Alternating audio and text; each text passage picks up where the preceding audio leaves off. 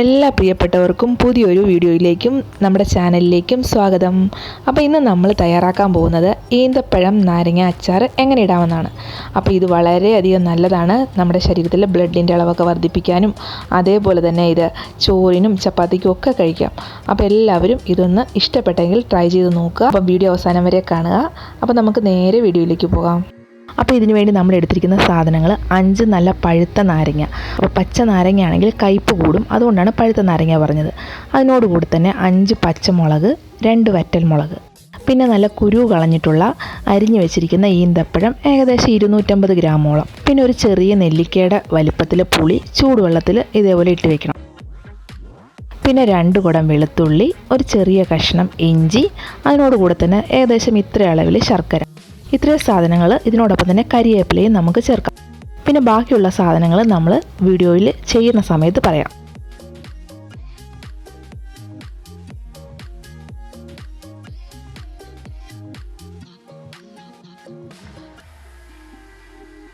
ഇഞ്ചിയും വെളുത്തുള്ളിയും ചെറുതായിട്ട് അരിയുക. അതിനോടൊപ്പം തന്നെ നമ്മുടെ നാരങ്ങയും ചെറിയ പീസാക്കിയിട്ട് 1 ടീസ്പൂൺ അളവിൽ ഉപ്പും ചേർത്തിളക്കി വയ്ക്കുക. നമ്മുടെ പച്ചമുളകും കട്ട് ചെയ്ത് വയ്ക്കുക.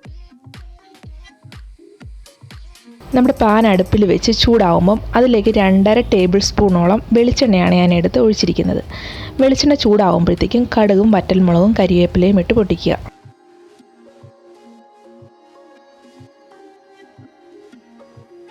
അത് ഏകദേശം മൂത്ത് കഴിയുമ്പോഴത്തേക്കും നമ്മൾ റെഡിയാക്കി വെച്ചിരിക്കുന്ന ഇഞ്ചിയും വെളുത്തുള്ളിയും ഇതിലേക്കിട്ട് നന്നായിട്ട് വഴറ്റിയെടുക്കുക.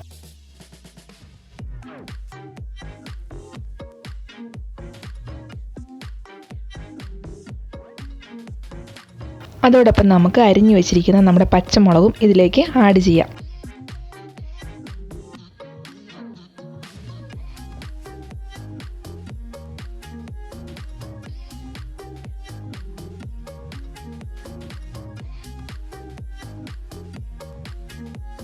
ഇത് ഏകദേശം മീഡിയം ടു ഹൈ ഫ്ലെയിമിലിട്ട് നന്നായി വഴറ്റി അതിൻ്റെ കളർ ഒന്ന് ചേഞ്ച് ആകുമ്പോഴത്തേക്കുമാണ് നമുക്ക് അടുത്ത ഇൻഗ്രീഡിയൻ്റ് ആയിട്ടുള്ള മുളക് പൊടി. ഞാൻ കാശ്മീരി ചില്ലി 3 ടേബിൾ സ്പൂണാണ് ഇവിടെ എടുത്തിരിക്കുന്നത്.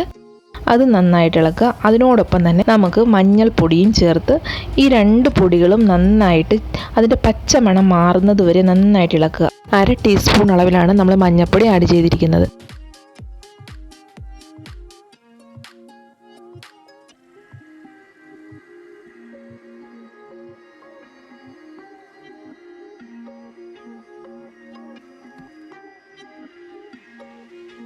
നമ്മുടെ പൊടിയുടെ പച്ചമണമൊക്കെ മാറി കളറൊക്കെ ചേഞ്ച് ആയി വരുമ്പോൾ നമ്മൾ പിഴിഞ്ഞു വെച്ചിരിക്കുന്ന പുളിയുടെ വെള്ളം, വാളംപുളിയുടെ വെള്ളം, അത് നമുക്കിതിലേക്ക് ചേർത്ത് നന്നായി ഇളക്കുക. ഇതിനോടൊപ്പം തന്നെ ഇത് നന്നായിട്ടൊന്ന് കുറി വരുമ്പോഴത്തേക്കും ഇതിലേക്ക് നമുക്ക് അരിഞ്ഞു വെച്ചിരിക്കുന്ന നമ്മുടെ നാരങ്ങയും ചേർത്ത് നന്നായി മിക്സ് ചെയ്യുക.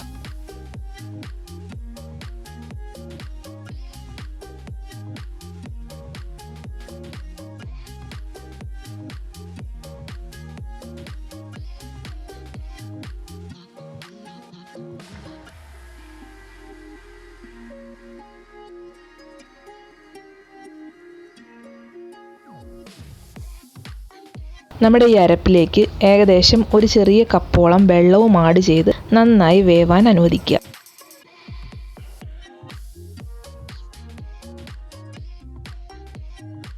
ഈ നാരങ്ങയൊക്കെ ഒന്ന് വെന്ത് വരുവാൻ വേണ്ടി ഏകദേശം 3 മിനിറ്റോളം നമുക്ക് അടച്ചു വെച്ച് നന്നായിട്ട് വേവിക്കാം.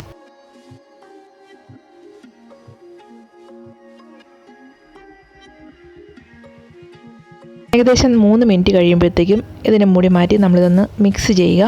അതിനുശേഷം നമ്മൾ നേരത്തെ തയ്യാറാക്കി വെച്ചിരിക്കുന്ന നമ്മുടെ ശർക്കര ഇതിലേക്ക് ആഡ് ചെയ്ത് അത് നന്നായിട്ട് മിക്സ് ചെയ്യുക.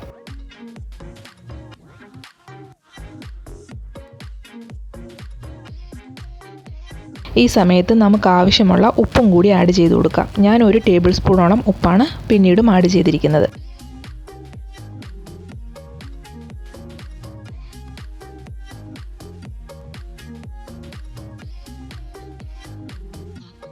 അപ്പോൾ ഈ സമയത്ത് നമ്മൾ തയ്യാറാക്കി വെച്ചിരിക്കുന്ന ഈന്തപ്പഴം ഇതിൻ്റെ മുകളിലേക്ക് ഇടുക.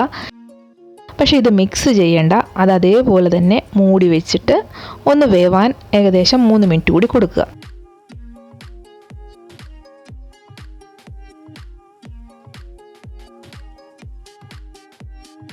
3 മിനിറ്റിന് ശേഷം നമ്മളിതെല്ലാം കൂടി മിക്സ് ചെയ്യുക. ഇനി നമുക്ക് ചേർക്കാനുള്ളത് ഉലുവ പൊടിയും കായത്തിൻ്റെ പൊടിയുമാണ്. അപ്പോൾ ഞാൻ രണ്ടും 1/4 ടീസ്പൂൺ വീതം ചേർക്കുന്നുണ്ട്. അതെല്ലാം കൂടി ചേർത്ത് നന്നായി മിക്സ് ചെയ്ത് ഇത് ചൂടാറാനായിട്ട് എടുത്ത് മാറ്റി വയ്ക്കുക. അപ്പം നമ്മുടെ ഈന്തപ്പഴം നാരങ്ങ അച്ചാർ റെഡിയായി.